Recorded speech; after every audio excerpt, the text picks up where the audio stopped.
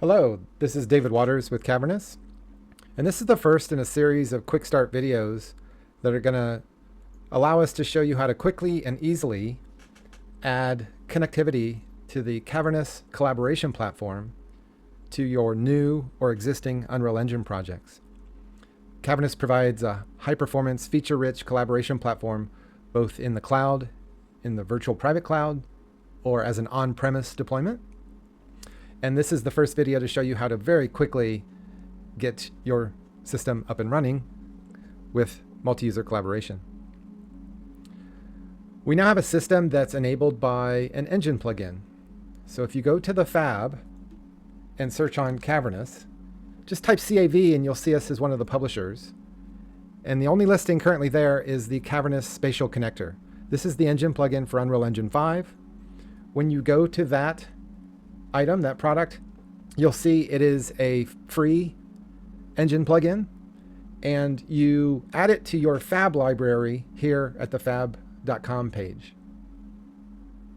Once it is in your library, you go over to the Epic Games Epic Launcher, and you'll find in your Fab library section the Cavrnus Spatial connector. And at this point, we can install it into any of the Unreal Engine 5 versions that are currently on our system. In this case, I'm going to go ahead and install it to Unreal Engine 5.5, and you'll see that this happens very quickly.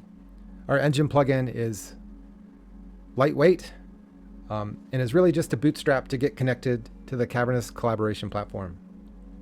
If I go back up to the engine installations, you can see that under 5.5 now, I have the Cavrnus Spatial connector installed. This is also where you'll find notifications that there's been an update to the Cavrnus Spatial connector plugin, and you can easily add that or upgrade that update right here within the launcher. Now I'm going to switch over to our sample project that we provide. This sample project's actually in Unreal Engine 5.3. That way you can use it for any projects that are 5.3, 5.4, 5.5, or 5.6. And now that I've installed the Cavrnus plugin to the engine, if I go to my plugins manager, I can simply search on Cavrnus, and you'll see that the Cavrnus Spatial connector is one of the engine plugins that's always available. So whatever you're currently doing in Unreal Editor, or whatever experience or project you're working on or creating, at any point you can turn on the Cavrnus Spatial connector plugin and start adding multi-user collaboration to that experience. Enabling that plugin also adds a section under the project settings. So if you go to project settings and you go to the plugins area, you'll see there's now a Cavrnus Spatial connector settings area. And in here you can tweak the experience as well as define some of the UI elements that you're using. For example, you can cache the user authentication token so that a user only has to log in once with your experience or your client that you deploy.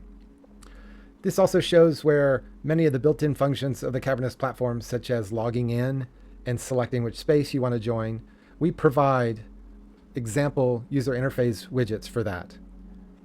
And so those are selected here, but if you want to replace them with your own, or maybe leverage what we've done here to build into your own, or just see how we've done it and add it to your existing UI, this is where you would select what user interface is used for authenticating and space joining and all of that.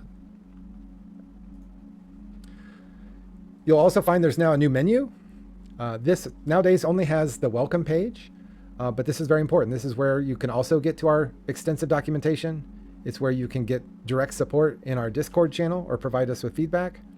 But it's also where you can sign up for the Cavrnus platform by leveraging our self-serve sign-up page.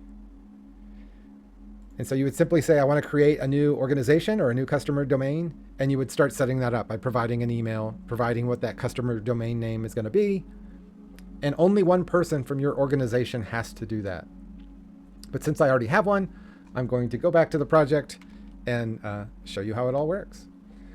So the next thing I need to do is provide a mechanism to connect to Cavrnus.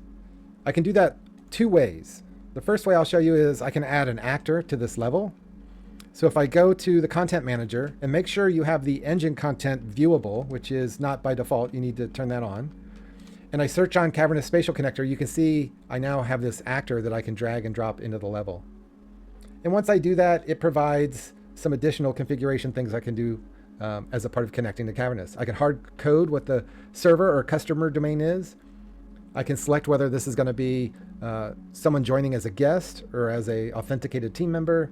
I can even hard code information, such as hard coding which space it joins rather than providing a lobby with space selection. Or I can hard code a guest ID, things like that. But I'm actually going to delete this. I'm now going to show you the other way to bootstrap or connect to the Cavrnus platform, and that's by way of blueprints. We do have C++ functions as well. That's very well documented in our documentation.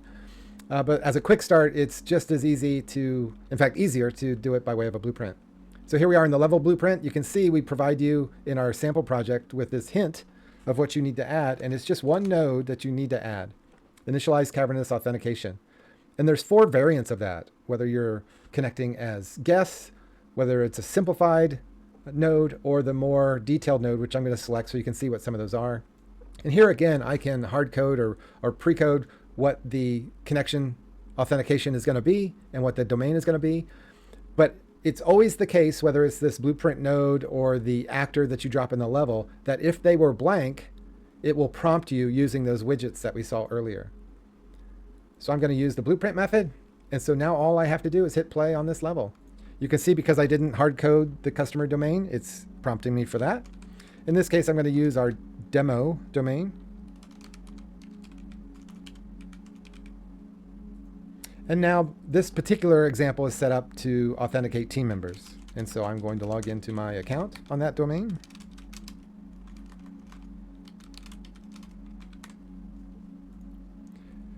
And so now I get a space list. This is just our example lobby that we provide. You can make this look any way you want. In this case, these are all the spaces that I either created myself or that I've been added to by somebody else. And I know that I'm going to be joining this DW sample level space, which is associated with this particular experience. And so right away, you saw some things happen. First off, Sarah, the user Sarah, is in this space waiting for us to join. And then also you saw some of these properties or configurations get updated, and that's because spaces are persistent. And so now I'm going to come over here, and then I'm also going to drive the Sarah user. She's going to come over here, and she's going to change the color of that light, and she's going to adjust its intensity. And you can see all that's happening in real time for me as well. And then on this colored sphere, she's going to change what those colors are. And so this is all very, very easy. You can see that we haven't had to do any C++ coding, any real hardcore blueprint coding. We simply added the plugin and that one little mechanism, whether it's the actor or the blueprint node, to connect to the platform. I can change the visibility on objects. Coming a bit further over here, I can change the time of day.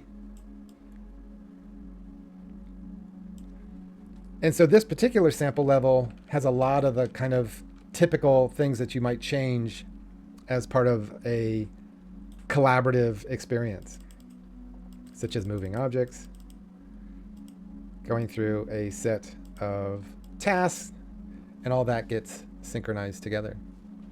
You can also see that we've added voice and video conferencing. In this case, I'm going to mute myself because I can hear myself twice. But the Sarah user, I'm still talking through that. We actually have transcription. So you can see that if I turn on closed caption for this particular example, it is transcribing what I am saying. That can be translated into one of 40 some different languages as well. You can also share your screen or share your camera. In this case, I'm going to have Sarah share her screen. And then if I go to the multi-user list, I can see that Sarah is sharing her screen here. And there I am. And so it's all very, very easy to add to a level or an experience. Again, very, very easy to add it to a new or existing project. And just a couple clicks, and you have multi-user collaboration with full voice and video communication going on. So this was the first in a series of videos. The next videos I'll have talk about the management console, our web-based management console.